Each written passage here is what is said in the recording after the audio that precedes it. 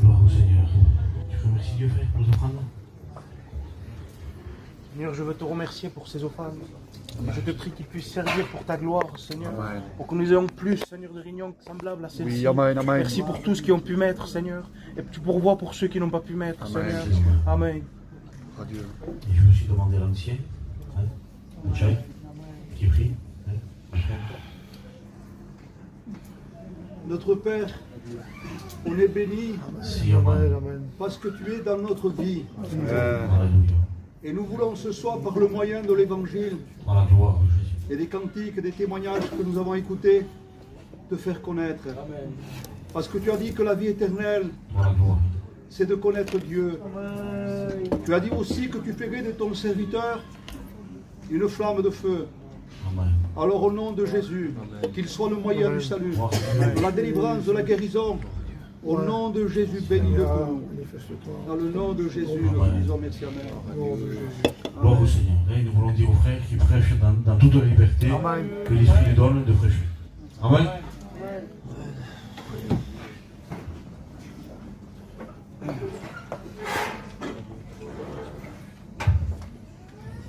Gloire à Dieu.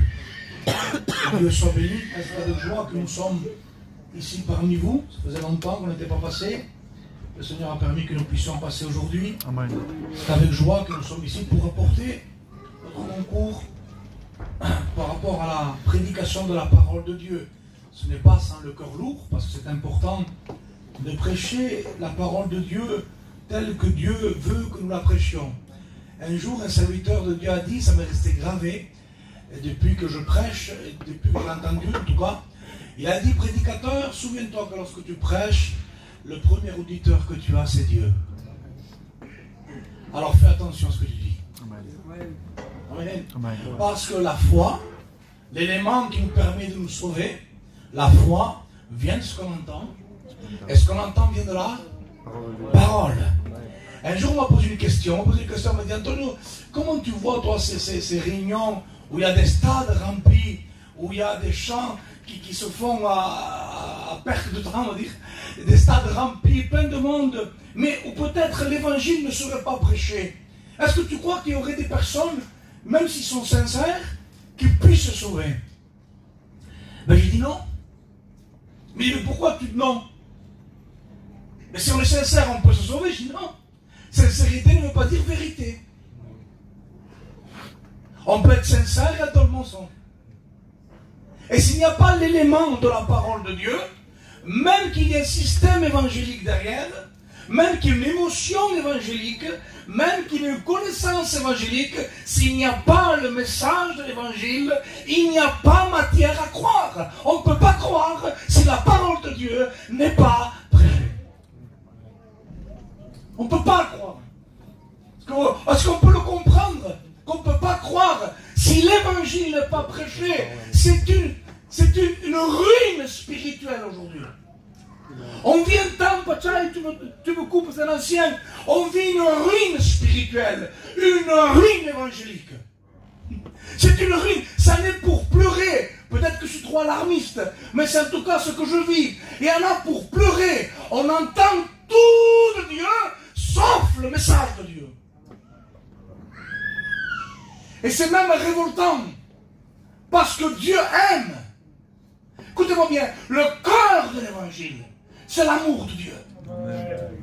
Le cœur du message de l'évangile, c'est Dieu aime. Et il aime par la vérité. Amen. Amen. C'est pour cela qu'à un moment donné, il a Gethsemane, il y a le temple en vision.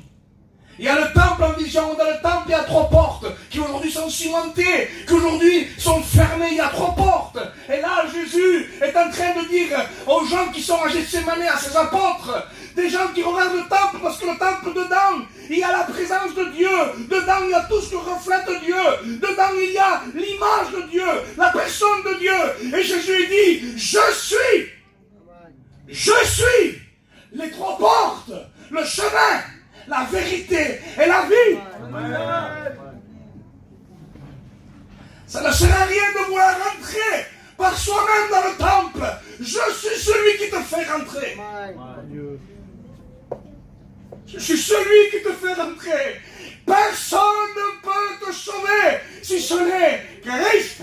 Amen. Amen. Et le message de l'évangile. Alléluia.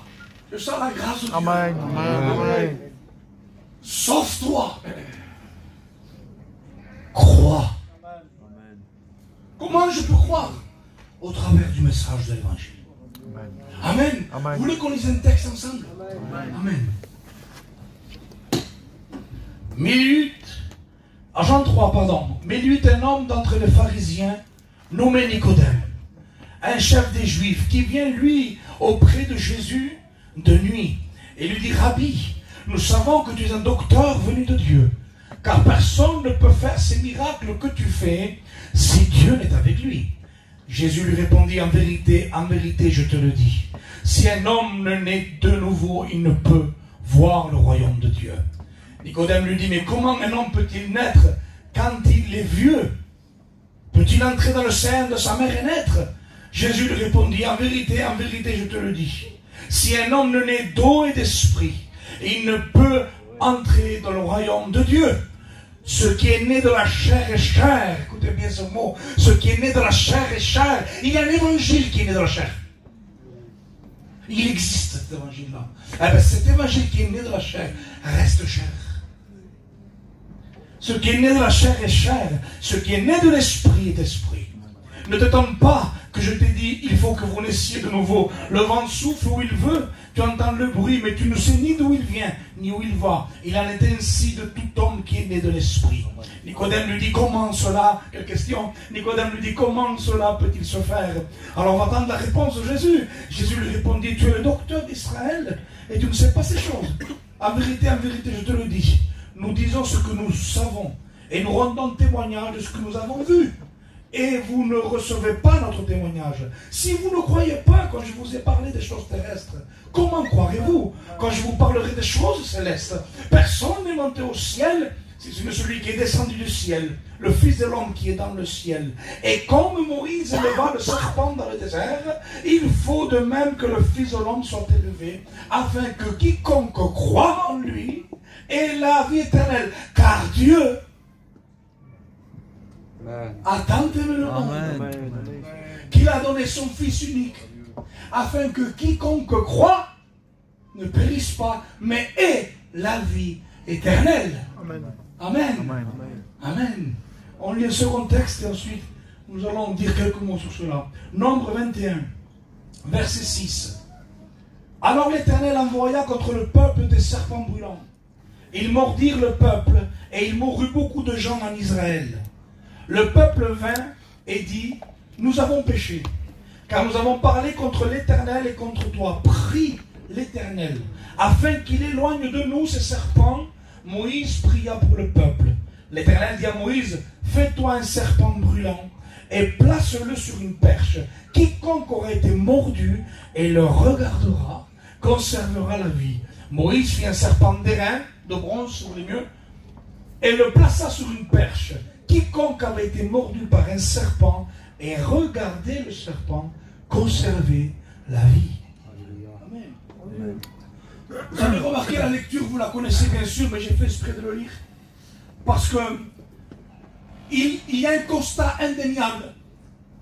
Et c'est pour cela que nous voulons prêcher avec amour, humilité, mais avec vérité. Un constat indéniable de aujourd'hui, beaucoup de gens embrassent la foi de l'évangile local, mais ne sont pas nés de Dieu. Et c'est un grand problème. C'est un énorme problème. Pourquoi? Parce que si on ne naît pas de nouveau, on ne peut rentrer dans le royaume des cieux. On ne peut ni le voir ni entrer, dira Jésus à Nicodème. C'est-à-dire que malgré une connaissance, malgré une certaine connaissance du système, malgré une connaissance de famille, malgré tout ce que vous voulez mettre, et mettez le bagage que vous voulez évangélique, s'il n'y a pas une nouvelle naissance, on ne peut être sauvé. On ne sera pas sauvé si on ne naît pas de nouveau. Vous avez remarqué le détail, qui est un petit détail mais qui est un grand. Le plus grand message d'évangélisation, car Dieu a tant aimé le monde, a été prêché à un religieux. Le plus grand message d'évangélisation a été prêché à un religieux. Un religieux.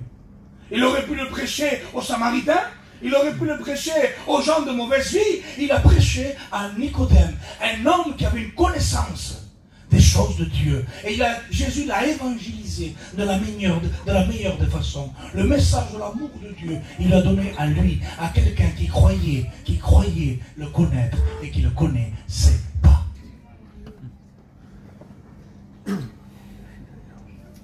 C'est important.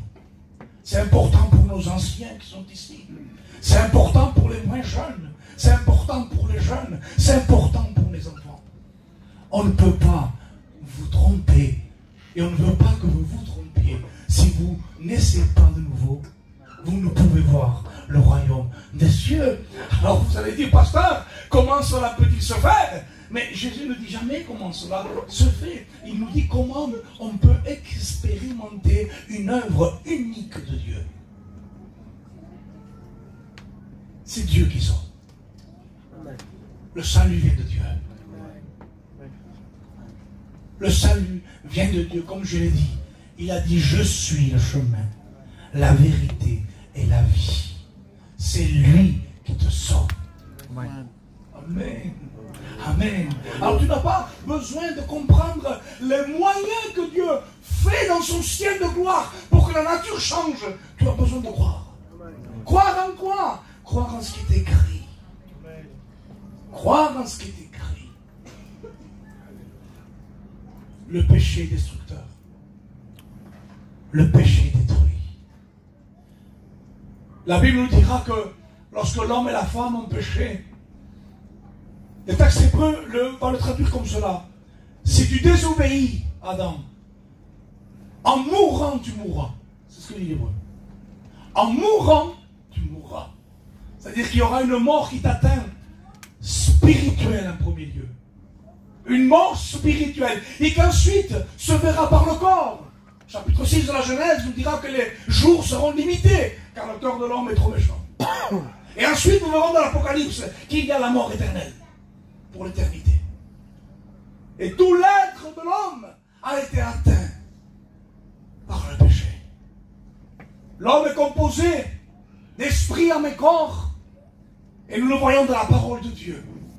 Que le péché, lorsqu'il a été consommé, a atteint l'homme. Et la Bible nous dira dans Romains 5, verset 12, que par la désobéissance d'un seul, le péché est entré, et par le péché, la mort s'est étendu sur tous.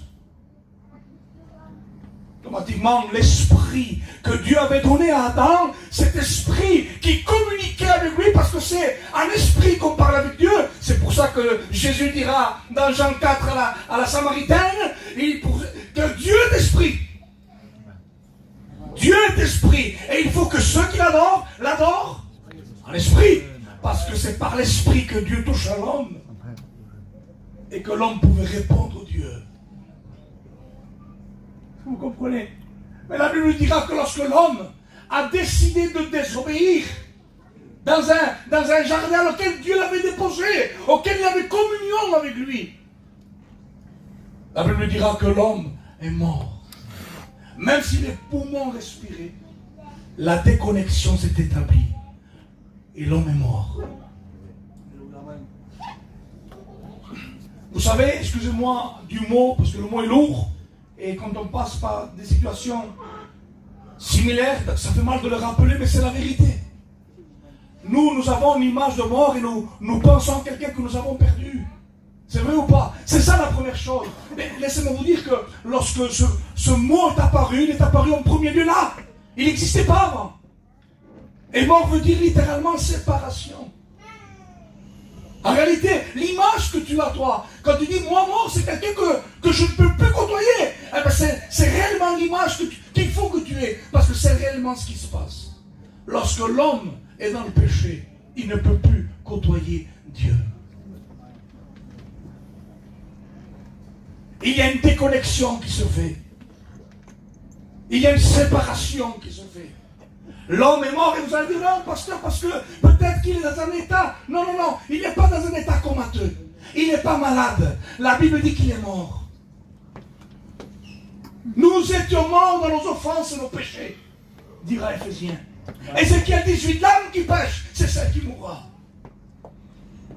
Le constat est clair. Il n'y a pas de doute selon la parole de Dieu. L'homme qui est dans le péché est mort spirituellement. Il y a une déconnexion.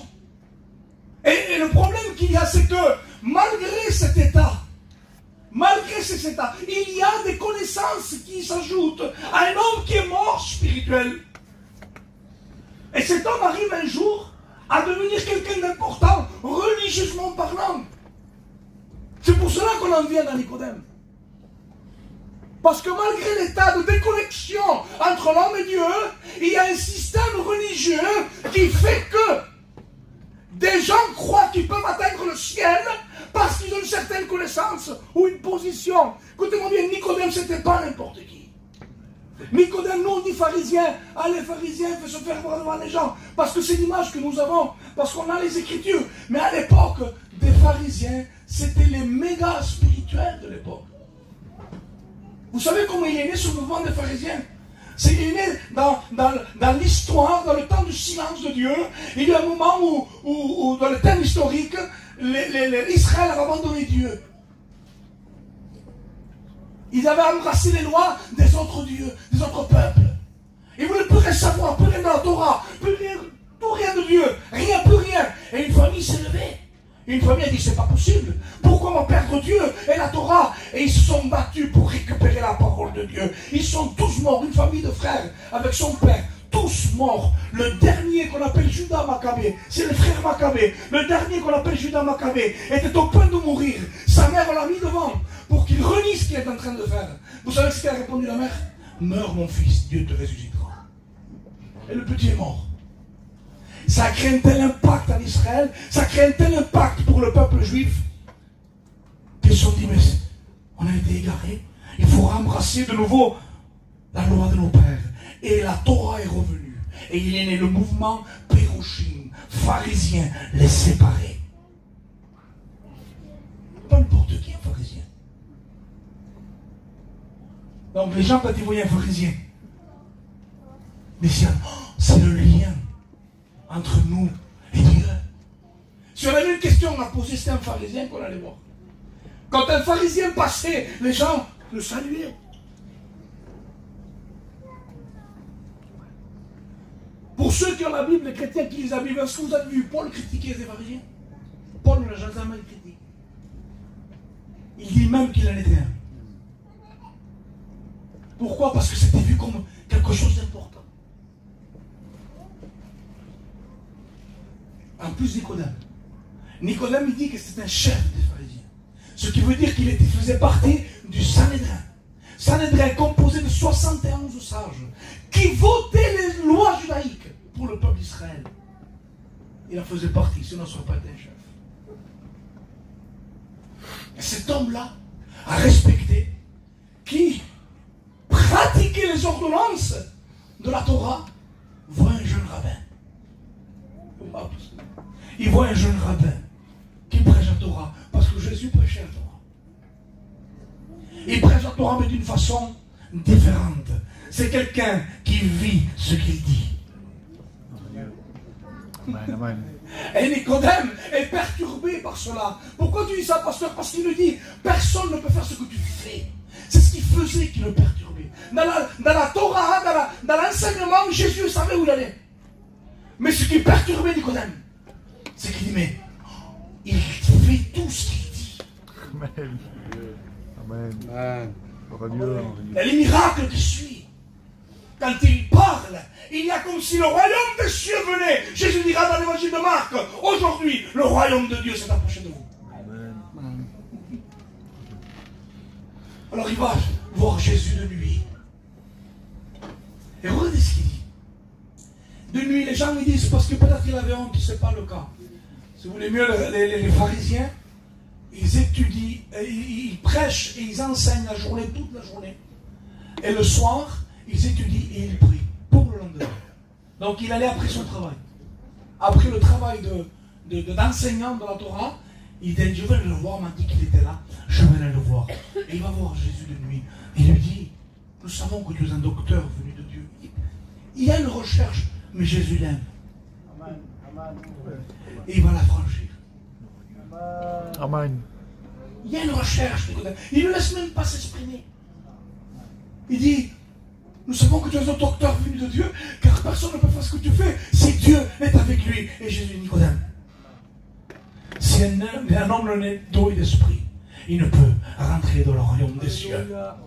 Et là, il y a une question de Nicodème. Mais comment un homme peut-il naître de nouveau? Cette question est rare d'un tel homme. Même Jésus dira ironiquement, mais tu es le docteur d'Israël et tu ne sais pas ces choses. C'est beau, c'est...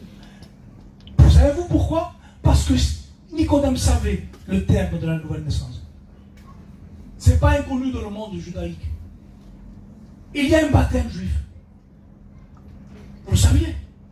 Il y a un baptême juif. Et vous savez qu'est-ce qui se passe lorsqu'un homme ou une femme embrasse la religion juive, le judaïsme, et qu'il se fait circoncire, et qu'il se fait baptiser, il est considéré comme un nouveau-né. C'est le terme qu'ils disent. Tu es un nouveau-né, on le baptise en tant que nouveau-né dans la religion juive. Nicodème le savait ça. Nicodème savait le terme de la nouvelle naissance, parce que Nicodème connaissait Ézéchiel 36. J'enlèverai le corps de pierre et je mettrai un corps de chair et un esprit nouveau. Il le savait, Nicodème. Donc c'était pas ça qui le choquait. C'était pas le mot. C'était que pour lui, écoutez-moi bien, pour lui, mais ça, c'est le béaba. Tu comprends bien que si j'ai toute cette panoplie de religieux, c'est parce que je suis né de nouveau. Et voilà le problème d'aujourd'hui.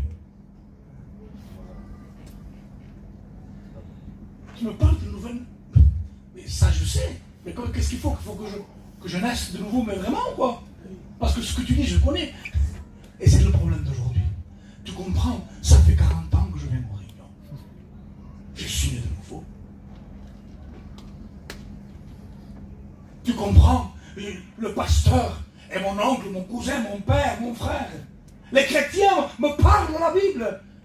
Je vais aux réunions. J'ai ce terme, excusez-moi du mot, comprenez ce que je dis. Et j'ai levé ma main. Si vous trouvez un texte dans la Bible qui dit qu'en levant une main vous êtes sauvés, comment vous sauvez que je vous demande pardon? Il n'est pas écrit une seule fois qu'en levant la main nous sommes sauvés. Pas une seule fois. Et pourtant c'est devenu une telle réalité aujourd'hui dans nos réunions. C'est devenu une telle réalité que même pour en demander, tu as levé ta main? Comme si c'était un critère. Alors que dans la Bible, on n'en parle pas. Je levais ma main, je suis né de nouveau. C'est pour ça que Nicodème, il dit, mais comment? Je ne comprends pas. Je sais ça de... D'accord, je comprends, c'est le baptême juif, c'est le mikvé, c'est tout ça, c'est Ézéchiel 36, oui, mais ça je l'ai, puisque je suis un religieux. Non, Nicodème. Non, Nicodème. Ce n'est pas parce que tu connais que tu es né. Ce n'est pas parce que tu es dans une réunion que tu connais le Dieu de la réunion. Ce n'est pas parce que tu chantes un cantique que tu es en train de donner une louange à celui que tu chantes le cantique. Amen. Ce n'est pas parce que tu rentres dans un chapiteau que tu fais partie du ciel de gloire. Est-ce que tu comprends? Ce n'est pas parce que tu adhères dans un cahier des charges d'un local que tu es inscrit dans le livre de vie. Ce n'est pas parce que tu connais un serviteur, une chrétienne ou un chrétien que tu es connu de lui. Oh, que je voudrais que tu comprennes ce message. Nicodème, c'est un homme né de nouveau. Il ne peut voir le royaume des cieux. Le problème, il est que on vous donne trop d'armes pour vous battre contre Dieu. C'est bizarre, hein? Je parle ici avec confiance, je suis chez moi. Amen. Et mes frères sont d'accord avec ce que je dis. On donne trop d'armes dans les pupitres pour donner aux gens des armes pour se battre contre Dieu. Viens aux réunions 6 fois. Lève ta main, arrête de fumer et je te baptise. Tu es une arme pour se perdre.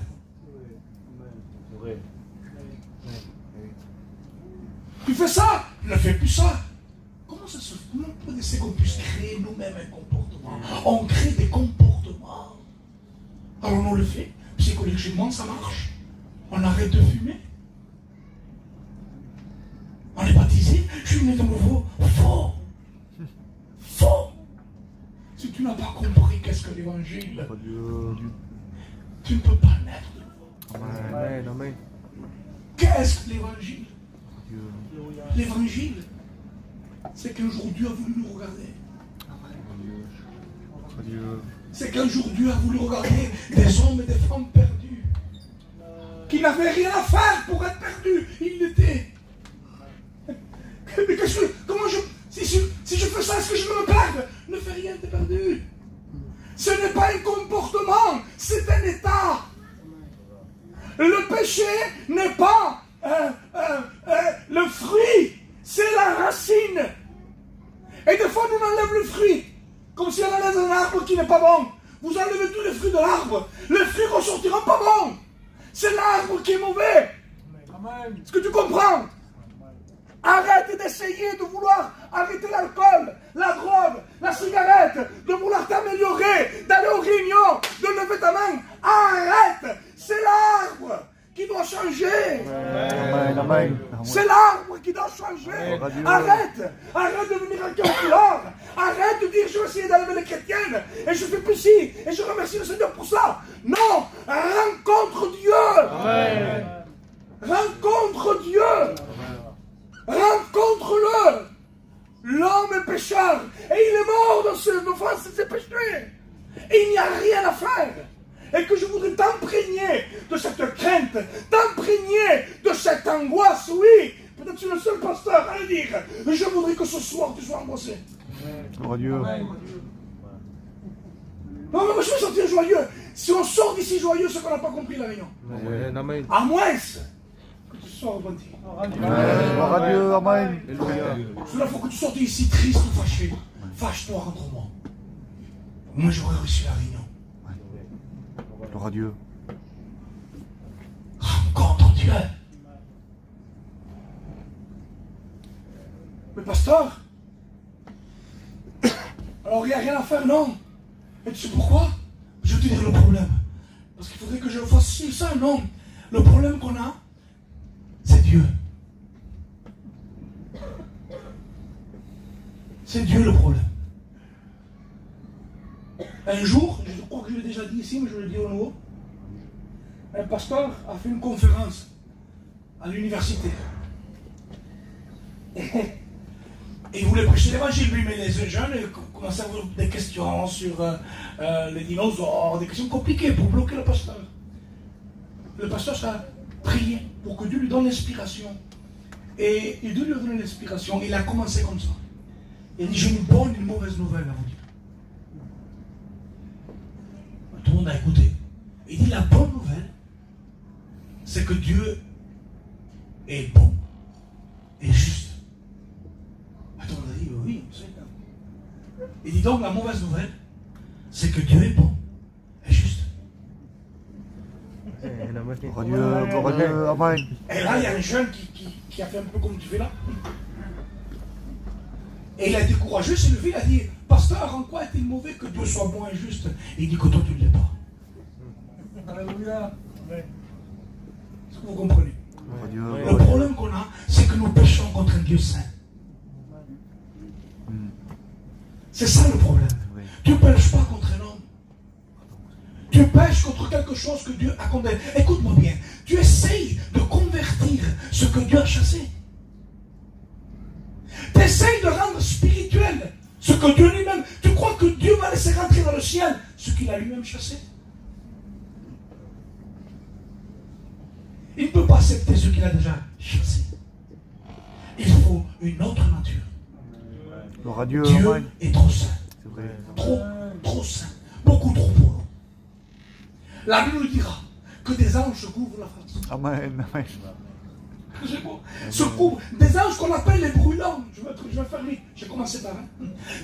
Des anges se couvrent la face. Des anges qu'on appelle les brûlants. Savez-vous pourquoi ils s'appellent les brûlants?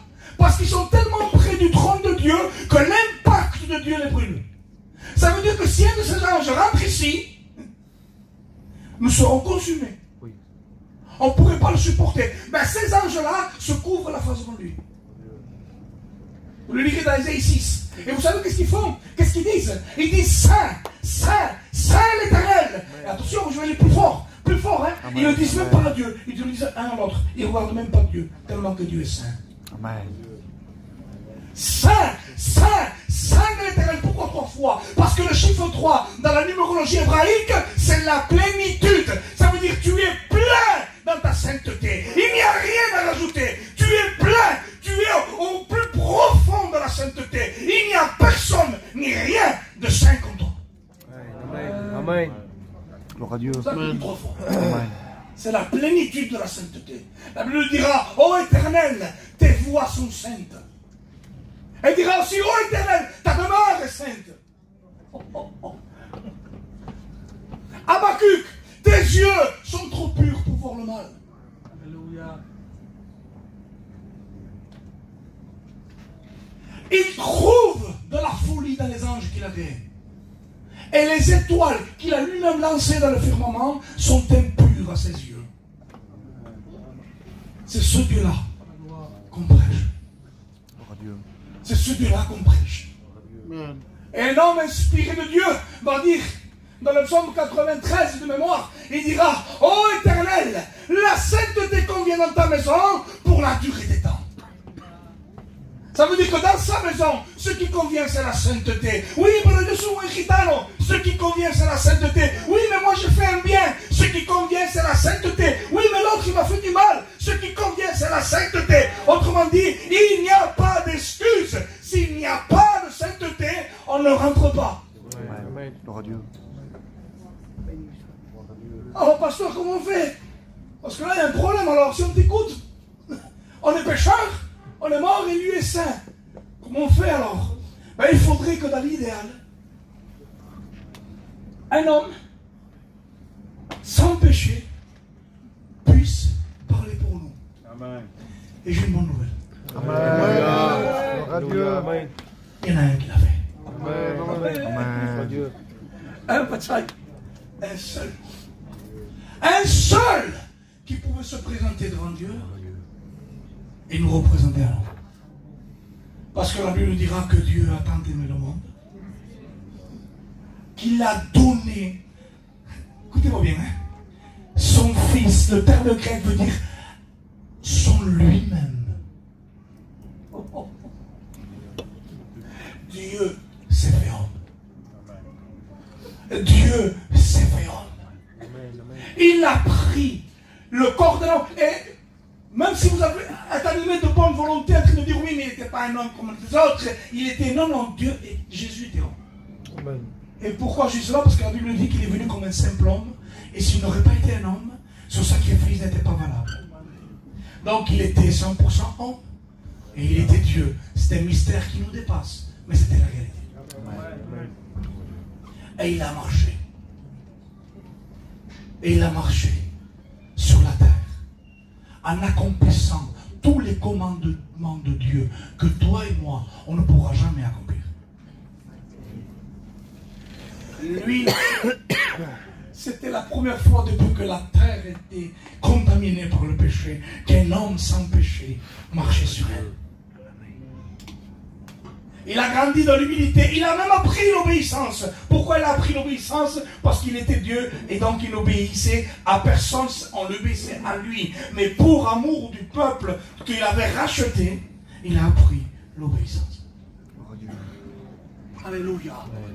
Et il a marché sur la terre, accomplissant pas à pas ce que les hommes n'ont jamais pu faire. Déjà le premier commandement, écoute ô Israël, tu aimeras ton Dieu lui seul. De tout ton cœur, toute ton âme, toute ta pensée. Ça y est, on est perdu. Amen. Lui, il a fait. Amen. Tu aimeras ton prochain comme toi-même. Seigneur, je suis perdu. Lui, il a fait. Amen, amen. Tu ne lui diras pas de faux témoignages. Lui, il a fait. et tous les ordonnances qui en réalité nous condamnent, parce que c'est par la connaissance de ces ordonnances que je suis conscient que je suis pécheur.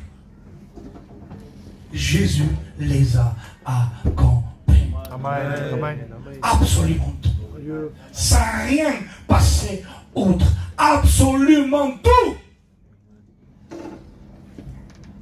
Il nous a sauvés par sa mort, mais aussi par sa vie.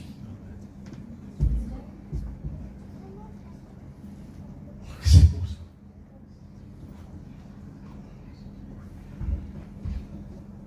Il est venu nous montrer notre état pour que nous puissions crier à celui qui peut changer cet état. Il a marché pendant 33 ans, selon les historiens, sans jamais pécher, pour accomplir les ordonnances que Dieu demandait. Il s'est fait traiter de tout. Il est passé partout pour que le message de l'évangile soit délivré. C'est pour cela qu'il est important que tu comprennes qu'il y a un Dieu saint et que nous sommes pécheurs.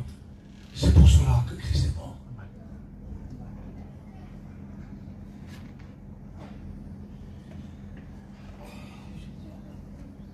Un jour, un jeune homme riche est venu voir Jésus. Il a fait pareil que Nicodème. Que dois-je faire pour hériter la vie éternelle? La Bible dit Jésus l'aima. Jésus l'aima encore une fois. Comment l'a aimé? Il m'a béni mon foyer.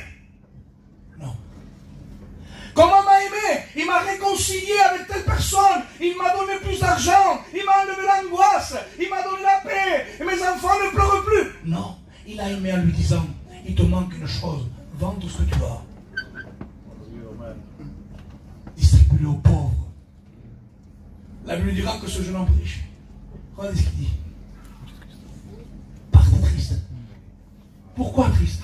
Parce qu'il avait de grands biens. Et les gens vont dire parce qu'il aimait l'argent. Pas du tout. La Bible dira que dans le livre de Josué, 1:8, il dira que celui qui médite la parole et la même pratique 8 jours réussira dans ses entreprises. Que le juste ne mendirait pas son pain. Dans Genèse, il dira aussi, Israël, je te bénirai, tu seras la tête et non la queue. Donc pour un juif, avoir de l'argent voulait dire être béni. Alors le jeune homme riche, comme il avait beaucoup d'argent, il était considéré comme quelqu'un de très béni. C'est pour cela que Jésus l'aima et lui dit, si tu veux la vie éternelle, considère-toi pauvre, pécheur.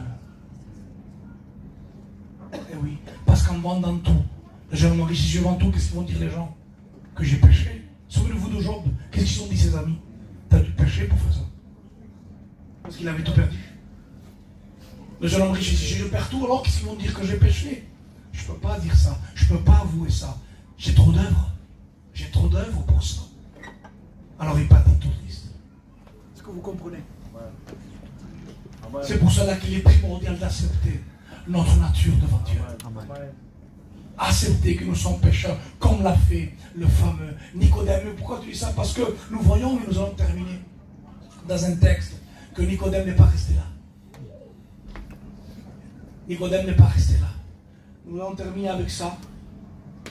Je me fais une image, mais ce n'est pas une image, c'est une réalité, parce que l'histoire s'est réellement passée. C'était le moment de la Pâque. Pas le moment de la Pâque. Mais le moment de la Pâque était précieux, était important. Une des fêtes les plus importantes d'Israël, le moment de la Pâque, c'était le souvenir, écoutez-moi bien, le souvenir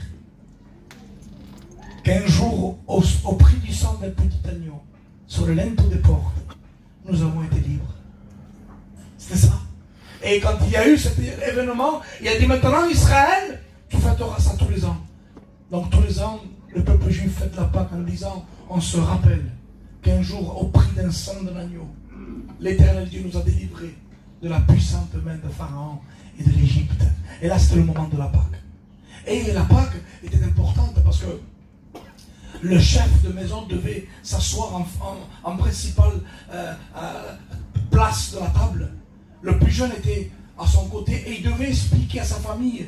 Sa femme était à côté et le jeune d'un côté, à côté de son cœur. Et avec toute la famille autour. Et le patriarche devait expliquer l'histoire justement qu'un agneau les avait délivrés en rompant le pain. Et il devait mettre un morceau de pain sur la nappe en disant un jour, avec le Messie s'assoira ici avec nous et mangera le pain. C'était l'espérance, c'était les fêtes de la Pâque. Ça se faisait comme ça. Et c'était le moment de fêter la Pâque. Oui, mais Nicodème, sûrement que sa femme devait remplir un petit peu la table, elle devait tout préparer. Nicodème était important dans l'eau. Il devait fêter la Pâque. Oui, mais Nicodème avait écouté le message de l'évangile. Nicodème avait écouté le message de l'évangile. Et je ne sais pas, mais il y a un verset là qui me fait dire ce que je dis ce soir. Regardez, Jean 19, verset 38. Après cela, Joseph d'Arimathée, qui était disciple de Jésus, mais en secret, par crainte des Juifs, demanda à Pilate la permission de prendre le corps de Jésus. Et Pilate le permit. Il vint donc et prit le corps de Jésus. Nicodème, il est là. Nicodème, qui auparavant était allé de nuit vers Jésus, vint aussi apporter un mélange d'environ 100 livres de myrrhe et d'aloès. Ils, ça veut dire les deux, ils prirent, ils étaient deux, ils prirent donc le corps de Jésus et l'enveloppèrent de bandes avec les aromates, comme c'était la coutume d'en souvenir chez les Juifs. Or, il y avait un jardin dans le lieu où Jésus avait été crucifié, et dans le jardin, c'est plus que neuf, où personne n'avait été encore mis. Ce fut là qu'ils déposèrent Jésus à cause de la préparation des Juifs, parce que le sépulcre était proche. Ça veut dire quoi ça, pasteur? Ça veut dire beaucoup, ça. Ça, c'est une confession. Ça, c'est une repentance. Ça, il a dit, le Bichou a dit, j'avais rien dit, moi. J'avais pas formulé. C'est pas une formule, la repentance. Ça, c'est la repentance. Tu sais pourquoi? Parce que ça représente beaucoup. On dirait que je me fais l'image de ce qu'est une réalité. Nicodème devait faire les 100 pas. Sa femme devait préparer la table. Ses enfants, ses petits-enfants devaient arriver. On devait fêter. Mais peut-être que Nicodème faisait les 100 pas. Mais qu'est-ce qu'il m'a dit? Je lui ai demandé. Je lui ai dit que c'est un docteur venu de Dieu. Et il me parle de serpent. De même que Moïse éleva le serpent de rein. Mais qu'est-ce que c'est ce message? Il doit faire les 100 tours. Parce que pour nous, c'est rien, hein? Un serpent, oui, il fait pas. Non, mais pour eux, c'est grave. Un serpent est un animal impur. Nicodème est un homme pieux. Ce qui veut dire que c'était grave ce qu'il a dit Jésus là. Je lui parle de docteur de la loi, et il me parle d'impureté. Alors ça devait cogiter là-dedans. Ça devait réfléchir. Il devait faire les 100 pas. Et peut-être, je dis peut-être, hein, on donne des ailes à l'imagination, mais c'est un fait réel. Peut-être qu'on entendait des gens de loin. Crucifiez-le, crucifiez-le. Mais le corps de Nicodème était en train de bouillir. Il avait une compréhension qui se faisait. Parce qu'il comprenait que le vrai agneau, le véritable agneau, était en train de donner sa vie plus loin. À un point même, selon le récit, que Nicodème s'est levé. Et il a dû dire à sa femme, je reviens. La table devait être prête. Et Nicodème, je reviens. Attends-moi là. Mais où tu vas, Nicodème? Ils vont venir. La Bible nous dira que Nicodème est allé vers un homme qu'on appelle Joseph d'Arimathée. Ce qui veut dire qu'il est sorti de chez lui. Il y avait les rues et les ruelles. Les gens jouaient des tambours. Les petits-enfants se mettaient neufs. C'était la fête de la Pâque. Les gens chantaient dehors des louanges. Mais Nicodème devait être pressé. Peut-être même qu'on le saluait. Bonsoir Nicodème, bonsoir. Et poussez-vous. Laissez-moi avancer. Le cœur devait palpiter. Le cœur devait être touché. Il croit à Joseph d'Arimathée, qui était un homme juif, un disciple en secret, un homme très riche. Tout est la vie d'aujourd'hui. Toute la vie d'aujourd'hui appartenait à Joseph d'Arimathée à l'époque. Il devait se regarder, toi aussi. Oui, moi aussi. Et les yeux remplis de larmes, ils sont allés vers le Golgotha. Amen, Pataï. Ils sont allés vers le véritable hôtel. Ils sont allés vers les véritables destinations. Ce n'est pas là que tu rencontres Jésus, c'est à la croix. Amen. Ce n'est pas ici. Tu t'es trompé. Ce n'est pas la prédication d'un pasteur. Ce n'est pas un système évangélique. C'est la croix du Calvaire. Amen. Et Nicodème va avoir la vraie cérémonie. Il se met devant la croix. Mais c'était grave. On dirait que je me vois la scène. Peut-être que les Juifs qui étaient là de me dire, mais qu'est-ce qu'il fait? Nicodème, je te rappelle un texte de Nicodème de Lévitique. Celui qui touchera le corps mort sera impur. Si tu le touches, Nicodème, tu perds tout. Comme le jeune homme riche. Si tu le touches, Nicodème, plus de place à la synagogue, hein? Plus d'enseignement, hein? Plus de révérence. Si tu le touches, Nicodème, tu seras pour nous quelqu'un de mort. Mais Nicodème avait fait une rencontre. Amen. Et là, sa repentance, c'était quoi?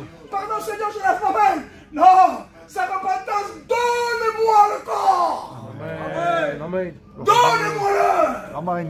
Que le sang me touche. Que le déclarez-moi impur. Que je sois déclaré impur. Pourvu qu'il me purifie. Amen. Amen. Que je sois déclaré mort. Pour qu'il me donne la vie. Amen. Il faut prendre le corps de Jésus. Et là, toute la religion s'effrite comme un château de cartes. Mais la vie prend la place. Amen. Et c'est que l'homme et la femme viennent devant Christ en acceptant leur état devant Dieu. En acceptant de dire, Père, Seigneur, je suis perdu. Je suis perdu car je suis pécheur. Seigneur, j'ai compris. Mais tu t'es donné pour moi. Donne-moi le corps. Donnez-moi le corps. La nouvelle naissance te fait aimer la prière. Comment je sais que je ne vais pas traîner de nouveau?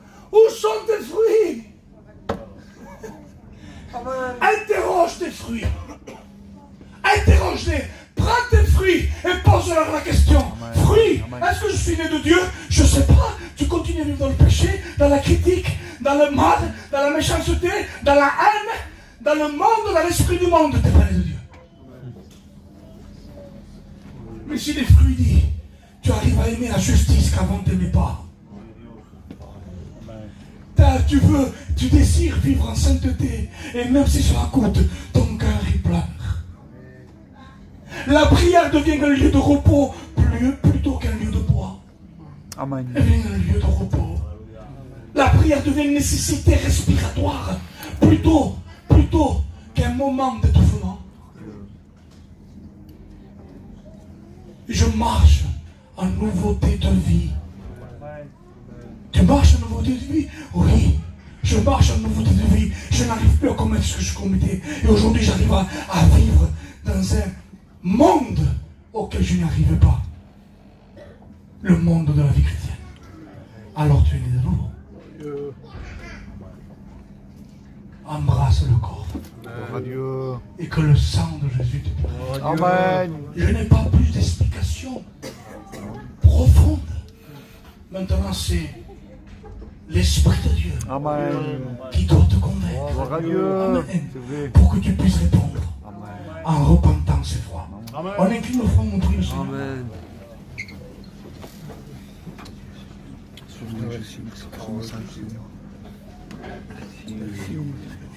Oh Seigneur Jésus, merci pour ta parole. Seigneur, tu comprends pas. Ta parole nous dit la vérité nous affranchit.